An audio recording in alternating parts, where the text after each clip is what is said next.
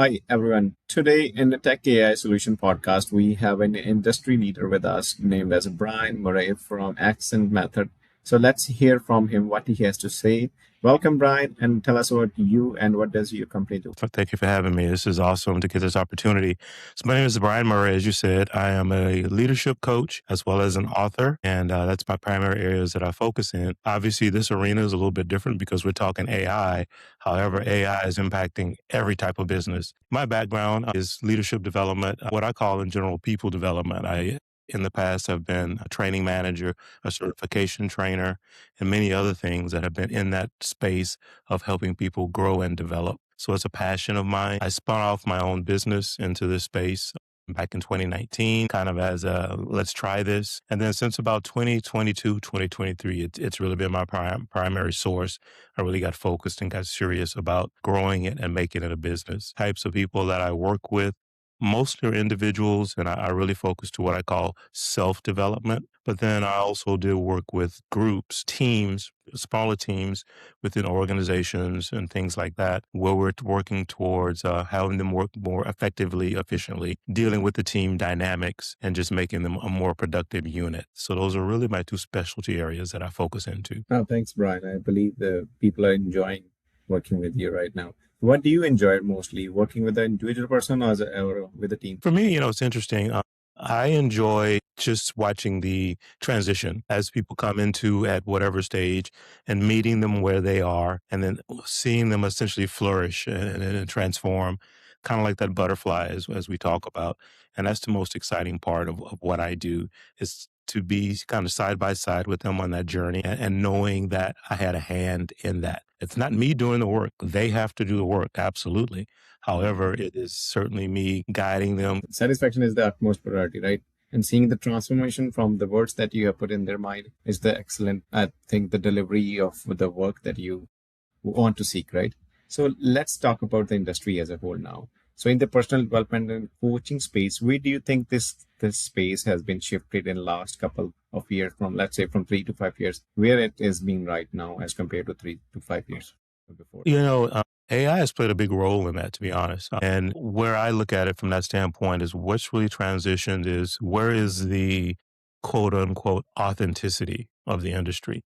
Because AI can do so much for you, and I'm not against AI. My position with my platform is that I attempt to have anything that's really customer facing to be as authentic and as true as it possibly can. Now, that's not to say that there are certain AI tools that you can use on the backside to help you be more efficient and things like that. But I think if there's one thing that I've seen as a trend is a lot more automation, a lot more people putting out digital content and things like that, that they're allowing courses and other things that could be useful for certain individuals. And I'm not saying that they're not. However, it's not necessarily an original content. They're using the AI to create those things for them. Again, could be smart, could work great. It's just I have a little bit of a different philosophy about the touch that I believe I want my platform to have. And I also look at it from the standpoint of when people do invest in what I offer, what I want them to get is me. And that's part of it, or as much of me as possible. So that's just the approach. And one of the things I've seen recently in the last few years as AI has really jumped in and started to drive what you actually see, touch, and feel. Okay, that's wonderful point that you brought up. Like I talked to different consultants, and they all talk about the human interference or human interventions between these consulting spaces. So, what do you think that people right now, for example, if anybody needs some kind of a consultancy in their personal space, they just go for ChatGPT and started asking questions and expecting something in the form of something that can give them relief on a timely basis. But what do you think, like in the consulting space, human intervention or a human interface would be necessary in the future, like right now, even as well? So, where do you think? What do you think about this? How are you ensuring that you are on track? How do you know for sure that what you are doing is actually effective? And that's probably where I come into play more so than anything, as I'm that mirror, I'm that feedback loop that ChatGPT can't give you. Yes, it says, hey, go do this. You go do that, but how effectively are you actually doing that thing? Is it working? How are you tracking? How are you using analysis of it to make sure that you are moving in the right direction. So that for me is, I would say, the strongest piece of what I deliver is that feedback loop to help maybe redirect a little bit, clarify a little bit, and even get you more focused sometimes on what the true benefit of what you're doing could be for you individually. Because the answer usually out of ChatGPT or something like that is a blanket answer. This kind of applies to all. I really focus to the individual. And that's wonderful, Brian. And we have talked about how this pin industry shifted in last couple of years and what is exactly going right now. But let's talk about the future now. Like, where do you think the self-advocacy and the inner leadership skill or the space is going to look like in 3 to 5 years, especially for the founders and the business leaders? That's a great question too. One of the things that I'm tracking, it's interesting. I obviously have a lot of soft skills that I work with the coaching and training, et cetera. But I'm also a tech guy. For many years earlier in my career, I was engaged in either programming or selling computer hardware, et cetera, et cetera. So I understand it at that level. And one of the things that I see that's really going to start to come along when we talk about AI and just that whole transition is the difference between what they call cloud AI and edge or local AI. And a lot of the manufacturers out there now are starting to develop machines and hardware. And I think that's going to be a game changer for a lot of people because that is, I would say, the barrier of entry for some, especially in a small business, is the cost associated with some of the plans.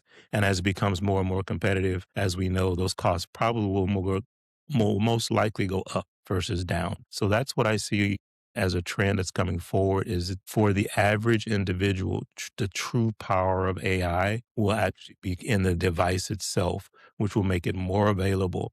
And I think help the general adaptation of AI to fall into the hands of more people. Yeah, that's right answer, Brian. Like with the more and more people will be able to do it in locally on their local machine. But if we talk about just for this space, that the consulting space we're talking about, how much impact would you think the AI gonna have, like in terms of whether you are using on the personal level at the back end to help multiple clients at a one time, and like personally on your personal level, does it gonna affect or help you in any case in the upcoming years? How do you see you are able to use the AI in future? Great question. For sure on the back end, 100%. And that's only going to become stronger, especially as I said, the average individual is still kind of using AI as a Google search engine, to be honest. They haven't gotten deep into things like Claude Code and some of the other things, or even agents. And once you really start to have that ability to understand how to formulate agents that automatically run, do certain tasks for you, it's really going to change how we as coaches and consultants work because Yeah. it's a lot of those back end tasks that tie up a lot of our time when it's again me is what I want to give to my client. I want them to have my time.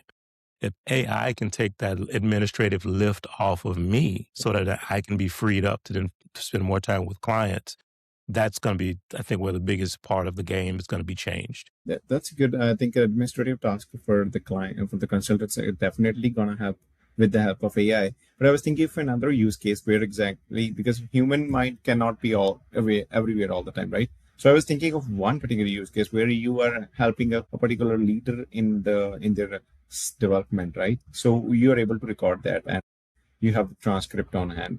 What have you perceived from that particular call is different what from AI model has perceived. So do you think this gonna help you also on the personal level, like something that you may be able to perceive from the conversation, and you could take the help of AI on the side end and see what exactly he perceived it to. Sometimes they are able to capture the movements or those kind of emotions. And on the other hand, where you are able not to get it, but he can able to get it. Do you think that gonna be the future also? Yes, 100%.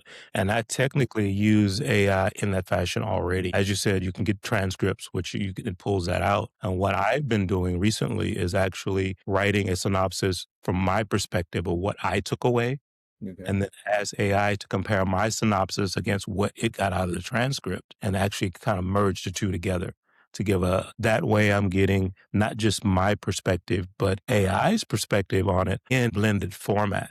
And I think that's been giving me a much more clear, less personally focused or what I see in my mind as the objective by having some additional clarity. So I kind of use them almost as the other side of my brain, if you want to think about it from that standpoint.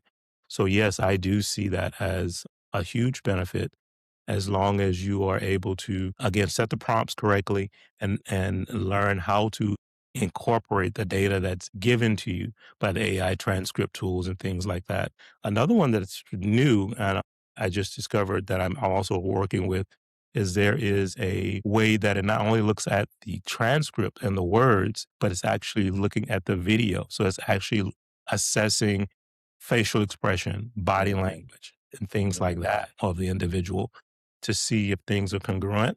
Yeah, we are living in that world where it's moving fast, but we need to keep on top of it in order to be like pivoting ahead of our competitors. So that's right answer that Brian you mentioned.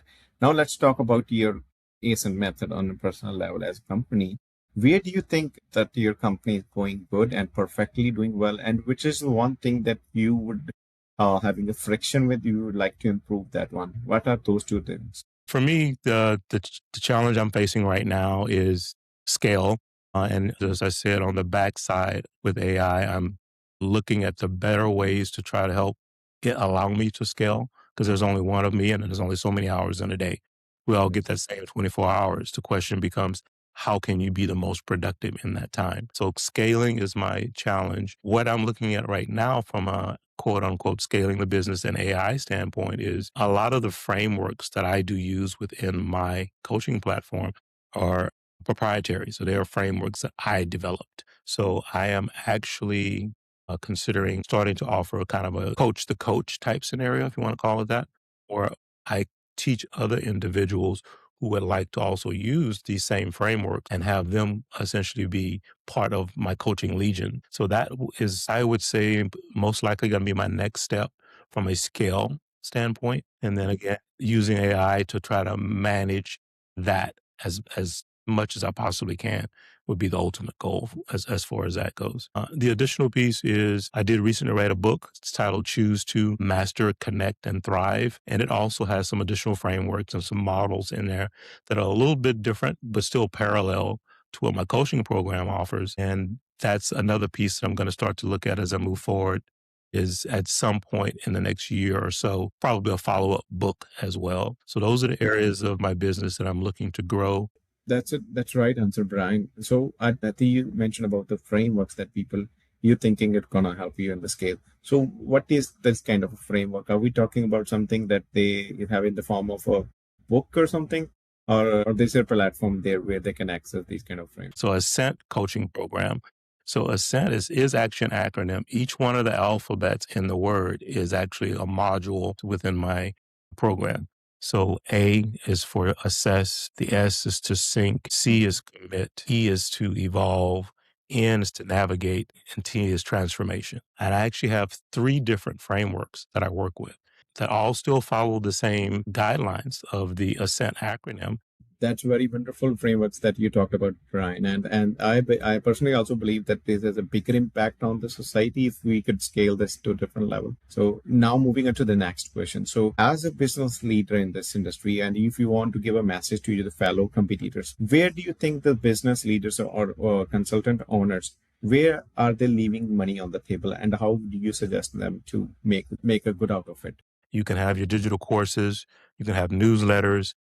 There are many other things like that that can be monetized in ways because what you do is you can have them be behind a membership type paywall where they're paying a subscription to have access to them, or you can have it where they are allowed to download them and have some type of moderate cost. Yeah, definitely, Brian. There is a different ways of monetization, especially in this consulting space, and we have also helped out our clients in order to that monetize. So yeah, that I agree with you. There's a lot of things to we can as a consultant we can monetize. So now as a wrap up question, so where do you think this accent method? Where do you want to take this company from now to 6 to 12 months? And this goes back to just the overall arching arc of where I'd like to see the Ascent program go to is to start doing some public speaking.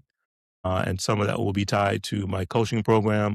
Other pieces will be tied to promoting the book itself. So that's in the short term over the next 12 to 18 months. Definitely starting to do some public speaking engagements. And then the last piece of it is the group is going to be to help them cross-pollinate and learn different ideas, techniques, and different things from each other to become stronger leaders versus it. So I'm going to be truly more the facilitator in that group than actually me, the one up there espousing all of the different things. The fact that they'll have that group of individuals to really rely on, talk to, and capture data from, that's what's going to make the biggest difference. Definitely, Brian. I wish you all the best for these future visions, and I'm sure that you're gonna achieve the way you have perceived in the society. Definitely, you will be at that point in 6 to 12 months. I agree on that. So, thank you, Brian, on being the podcast. That was the wrap up. It was good conversation I had with you, and love to talk to you again. Thank you.